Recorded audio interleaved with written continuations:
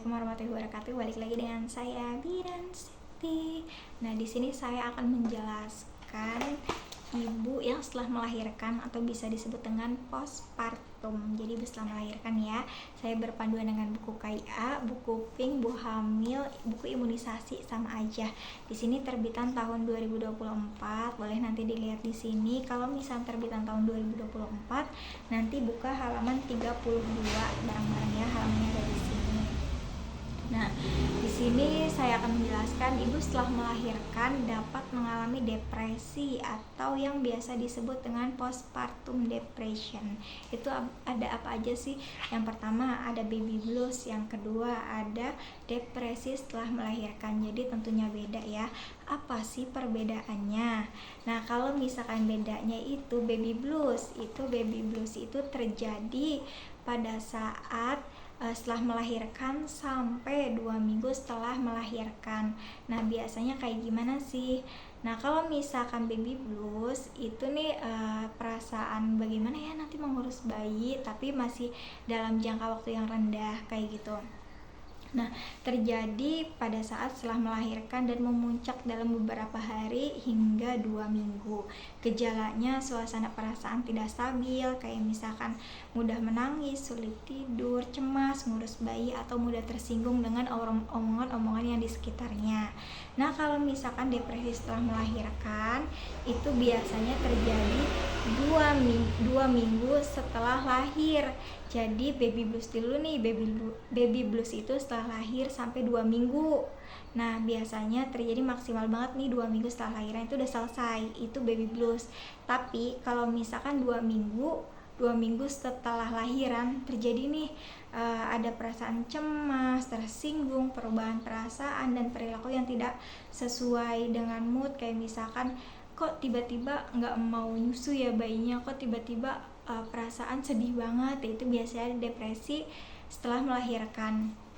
Nah, itu biasanya terjadi pada saat 2 minggu setelah lahiran. Jadi kalau misalkan baby blues itu 2 minggu setelah lahiran. Kalau misalkan depresi setelah melahirkan itu biasanya terjadi 2 minggu pada saat setelah baby blues, berarti itu hitungannya ke 48 jam minimal banget. Jadi kalau udah ngelewatin 2 minggu nggak kenapa-napa, terus nanti 2 minggu setelah lahiran itu biasanya terjadi lagi, itu namanya udah di depresi setelah melahirkan. Jadi bukan baby blues kayak gitu. Nah, terjadi dalam waktu 2 minggu setelah melahirkan, secepatnya 48 jam sampai 72 jam pertama pasca melahirkan.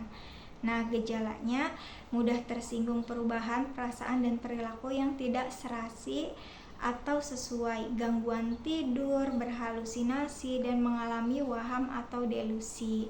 Jadi kayak misalnya seolah-olah kok bayinya nangis, kenapa ya? Saya salah ya misalnya, kok bayinya nggak mau nyusu, kenapa ya? Kok saya nggak bisa menyusui dengan baik ya? Jadi ngancam dirinya itu nggak becus untuk mengurus anak atau tidak bisa mengurus anak. Itu udah masuk ke depresi. Jadi baby blues sama depresi itu kalau misalkan baby blues itu masih di tahapan yang rendah atau setelah melahirkan banget nih. Nah, kalau misalkan udah masuk ke depresi itu udah karena dia udah 2 minggu setelah baby blues, itu biasanya kan terjadi berarti minggu ketiga pada saat setelah lahiran kan. Itu biasanya mulai terjadi tuh, biasanya ada ibu-ibu yang seperti itu juga.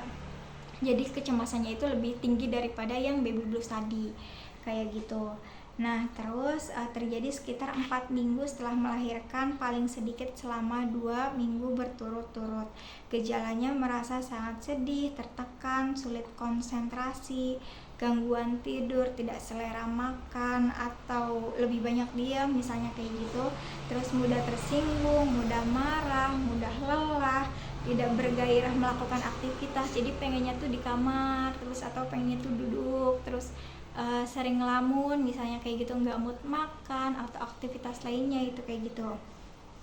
Nah, terus khawatir tidak dapat menjadi ibu yang baik untuk anaknya, yang tadi saya bilang nggak ngerasanya nyusuin anaknya itu nggak becus, misalnya asinya itu kok sedikit terus ya kayak gitu.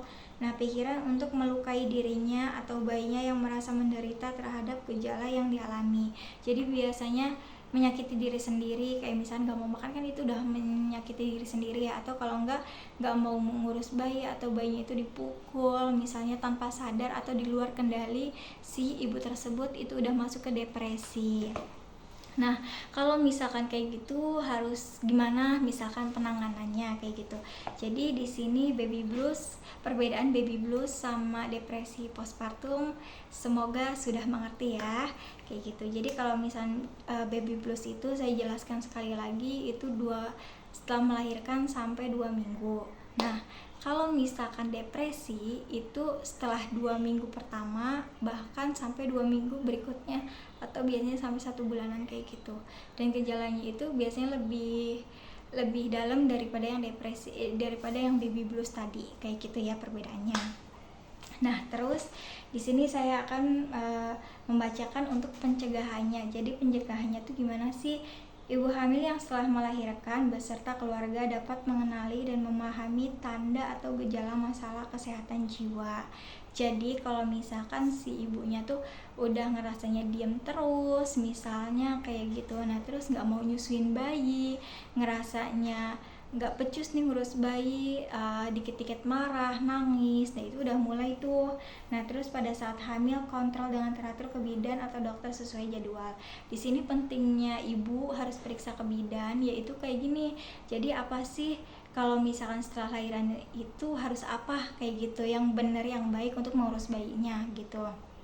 Nah terus mengkonsumsi makanan yang baik, yang bergizi, yang sehat, vitamin full, itu buat apa? Itu buat menambah vitamin dalam ibu, misalkan imunitas dalam ibu, dan untuk bayinya nanti menyusuinya tuh agar banyak asinya, misalnya kayak gitu. Kadang ada juga yang, Bu kenapa sih asinya belum keluar, misalnya kayak gitu, itu kan sebagian dari stres ibu hamil ya. Nah terus deteksi dini faktor risiko pada ibu hamil atau pasca melahirkan beserta keluarganya, dukungan dan perhatian dari suami, keluarga dan teman selama masa kehamilan pasca melahirkan. Jadi kalau misalkan ibu hamil itu penting banget sosok suami di sampingnya atau bahkan keluarganya, teman juga nggak apa-apa, siapapun yang penting bisa menjaga ibunya dengan baik, memberi motivasi yang baik-baik. Jangan nanti anak tetangga mah begini, jadi nanti takutnya si ibu tersebut tuh malah jadi cemas gitu, nanti saya bisa nggak ya ngurus bayinya atau gitu. Jadi masuklah kata-kata yang baik aja untuk ibunya. Kalau misalnya emang tidak bisa membuat kata-kata yang baik untuk ibunya, memotivasi ibunya yang baik, coba berikan arahan untuk ke bidan aja kayak gitu ya. Nah terus untuk penanganannya kayak gimana? Jadi dukungan keluarga terutama suami, hingga tidak hanya bayi saja yang diperhatikan, ada yang membantu mengasuh bayinya, terus mengajak bicara mengenai perasaannya, program kunjungan rumah oleh tenaga kesehatan atau bidan, melakukan konseling dengan tenaga kesehatan, terapi dengan obat-obatan. Jadi kalau misalnya bayi lahir itu perlu ibunya juga dijenguk. Nah misalkan setelah melahirkan ibunya dulu nih yang dijenguk, misalnya gimana kabarnya, baik nggak, gimana pada saat proses persalinan gitu, ada masalah tidak, kayak gitu. Nanti setelah mengunjungi dari ibunya baru tuh boleh mengunjungi untuk bayinya gitu. Jangan sampai nanti semua orang tertuju pada bayinya sedangkan ibunya itu ngerasanya diam, kok tidak ada yang memperhatikan saya ya, misalnya gitu. Jadi udah banyak banget contoh yang kayak gitu, nanti jangan ditiru. Nah kalau misalkan untuk mau tanya lebih lanjut boleh komen saja. Nah nanti kalau misalkan ada kesempatan lagi insya Allah saya akan membuat videonya untuk lebih lanjut seperti itu. Tapi jangan lupa nanti dibaca ya pada halaman 32, ibu-ibu yang sudah kehamilannya sudah gede, udah waktunya untuk melahirkan, jangan lupa dibaca-baca buku kayak itu, penting banget. Di sini banyak banget informasi-informasi, jangan malas untuk membacanya. Mungkin itu saja yang bisa dapat saya sampaikan, kurang lebihnya mohon maaf kalau misalkan banyak banget transisi kurangnya, atau kalau enggak omongan yang kurang berkenan. Sekian dan terima kasih. Wassalamualaikum warahmatullahi wabarakatuh. Bye.